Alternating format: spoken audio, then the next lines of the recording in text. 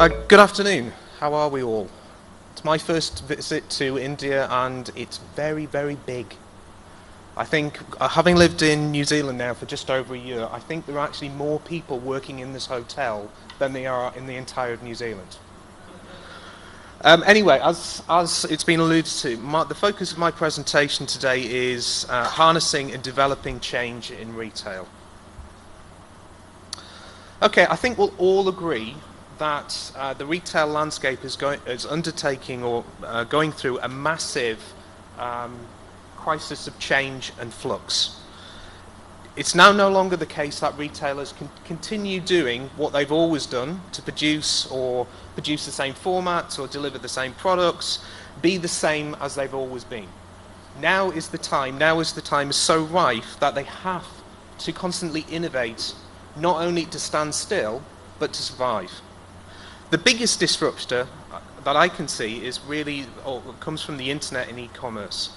So in many industries now, sales from online is now outstripping growth from stores. So in the example of New Zealand, 10% of our retail sales come from the internet. Now that's approximately around about $7.5 billion or around about $5 billion US dollars. We are a small country. Australia, our neighbour across the Tasman, is looking around about the same amount in terms of figures, with about 7% of their overall sales going through the internet. But here we're talking around about 17 billion online sales, so a much bigger market. The UK, in comparison, where I'm originally from, is massive.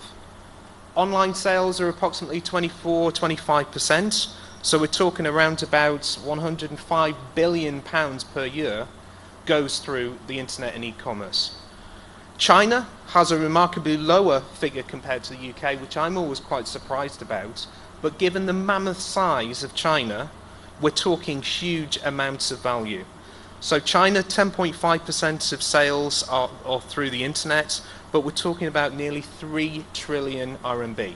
Massive. Now in India, the online retail landscape isn't as developed as elsewhere, but the facts and figures that I've been looking at over the last couple of weeks or so suggest that online sales will grow by over 35% in the next 5 years to represent a market of nearly 70 billion US dollars. So what this means to retailers is there's significant possibilities and challenges awaiting everyone involved. In New Zealand, 40% of online sales come from offshore. So local retailers are actually losing out, primarily to Australia, much to the annoyance of the local Kiwi retailers. But interestingly as well, 75% or 75% plus of all internet traffic comes from one of these nasty things. Smartphones. Put your hand up if you haven't got a smartphone. Exactly. We're getting addicted to these things, and they're having massive implications for how we shop and how we do business as retailers. Now, to try and put some of these things into context in terms of harnessing change, I just wanted to spend a little bit of time looking at some other emerging shopping habits that have implications for retailers, not only New Zealand and Australasia, but all over the world, including India. Consumers are shopping across channels.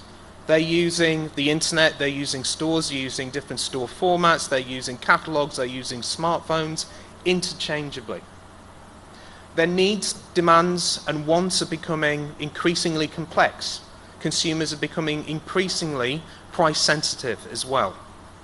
Consumers are also getting exposed to a variety of different global events. So Christmas, all over the place. Valentine's Day, starting in November, simply because of the lead-up time now that retailers are giving these sorts of events. Cyber Monday, Black Friday, are all sorts of times of the years that retailers are now looking forward to because they can give a massive boost to their overall sales. Consumers are not only using mobile and smart technologies to shop online, but are continually using these devices for social media means. And now it's come to the point where it's make or break in terms of retailers encapsulating and make sure that they use these technologies to their advantage, to have a dialogue with consumers, not to tell consumers what to do and where to buy things from, but rather to be an active part in shaping up the overall retail environment through these such technologies.